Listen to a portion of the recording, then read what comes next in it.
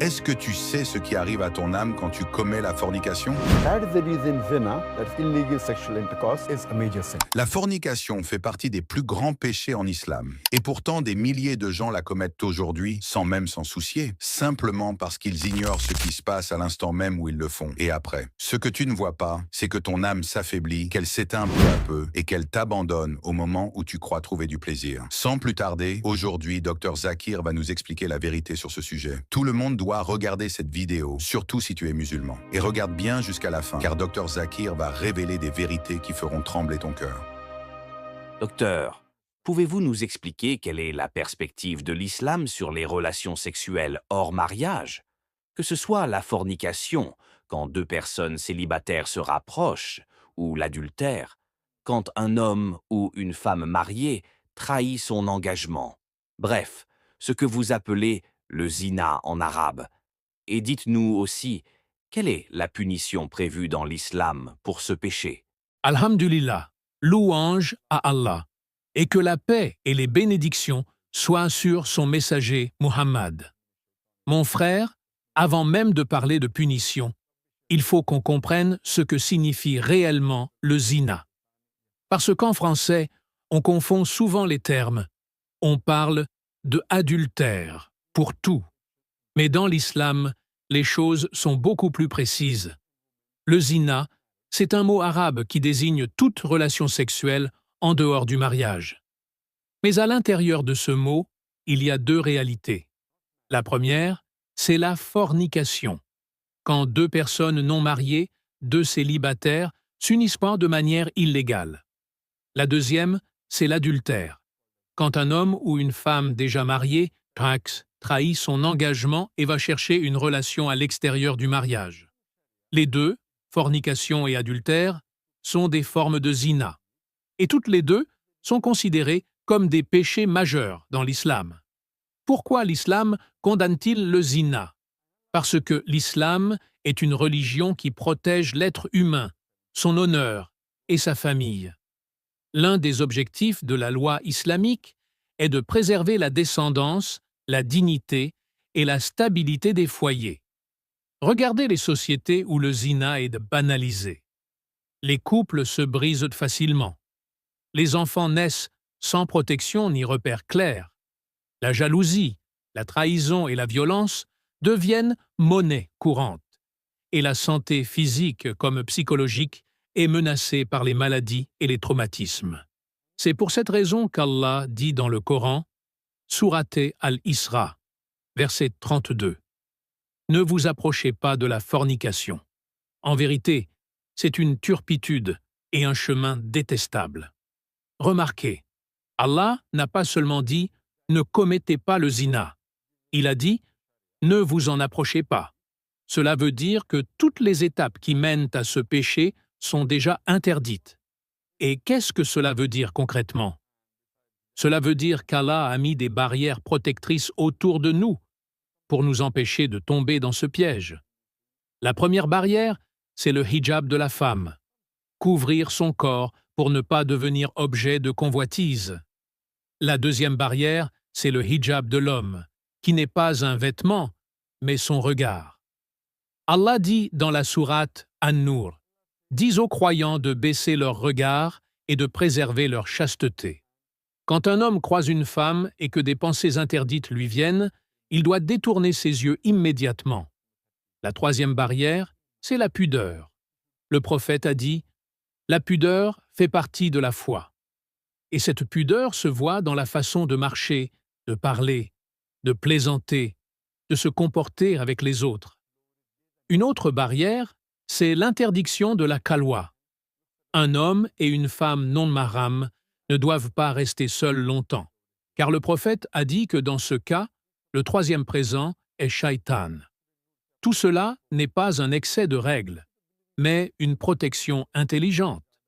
Allah sait mieux que nous comment fonctionne notre âme, nos désirs et nos faiblesses. Certains diront « Mais pourquoi tant de restrictions? Pourquoi ne pas laisser chacun libre ?» La réponse est simple, parce que le prix du zina est énorme.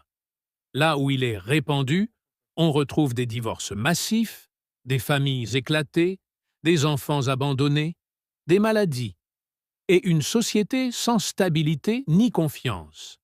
Au contraire, quand les gens respectent les limites d'Allah, les foyers sont solides, les enfants sont protégés, les relations reposent sur la confiance et la dignité.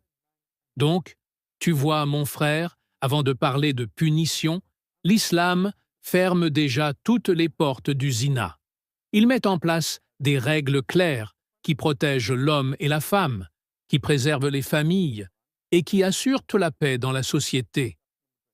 Mais si malgré toutes ces barrières, une personne tombe dans ce grand péché, alors l'islam prévoit une sanction. Maintenant que nous avons compris ce qu'est le zina et pourquoi l'islam l'interdit, parlons des sanctions. Mais avant tout, il faut préciser une chose. En islam, ces sanctions ne s'appliquent pas de manière désordonnée ou arbitraire. Elles ne sont pas entre les mains des gens, elles relèvent uniquement d'une autorité compétente, d'un juge, et sous des conditions extrêmement strictes. Dans la loi islamique, il existe deux situations. La première, c'est quand une relation illicite a lieu entre deux personnes non mariées. On appelle cela la fornication.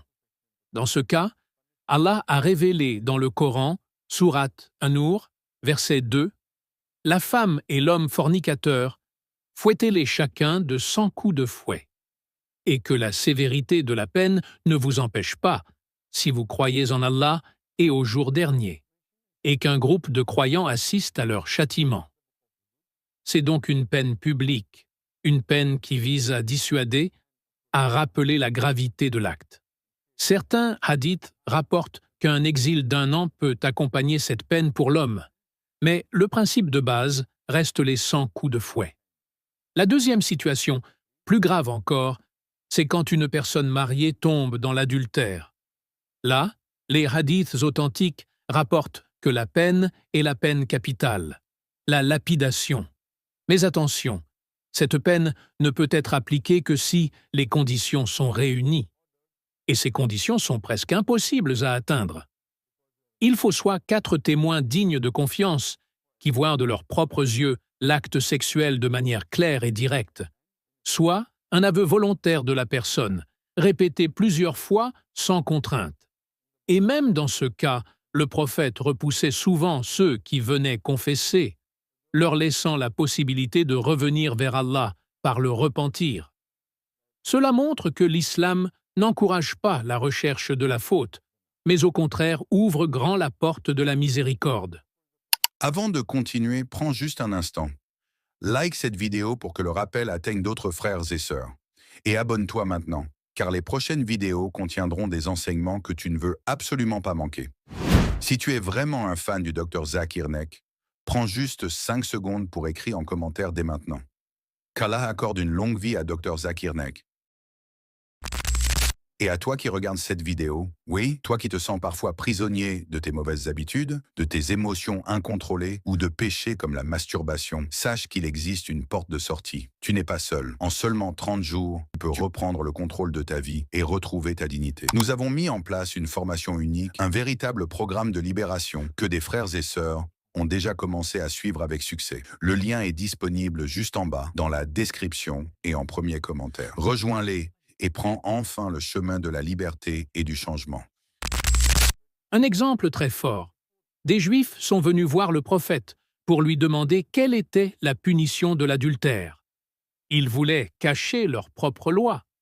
Mais quand il leur a demandé de montrer leur livre, on a découvert que dans leur écriture aussi, la peine était la lapidation. Cela prouve que même dans les anciennes révélations, l'adultère était considéré comme un crime grave, destructeur pour la société. Alors pourquoi des peines aussi sévères? La réponse est simple, pour protéger la société. Une famille, c'est le noyau de toute communauté. Si la famille est détruite, la société entière s'effondre. Ces sanctions existent comme une barrière ultime, un garde-fou pour rappeler à quel point ce péché est dangereux. Mais en réalité, elles étaient appliquées très rarement, parce que les conditions de preuve sont presque impossibles à réunir. Et n'oublions pas une chose, Allah est miséricordieux. Avant que la faute ne soit prouvée, chacun doit cacher ses péchés et se tourner vers Allah dans le repentir. Le prophète a dit « Celui qui couvre les fautes de son frère, Allah couvrira ses fautes au jour du jugement. » L'islam n'est pas une religion de scandale, mais une religion de protection. Ainsi, l'équilibre est clair. D'un côté, l'islam ferme toutes les portes qui mènent au zina. De l'autre, il ouvre grand la porte du repentir pour celui qui est tombé. Et seulement en dernier recours, sous conditions exceptionnelles, il existe un cadre juridique pour protéger la société et rappeler la gravité de ce péché.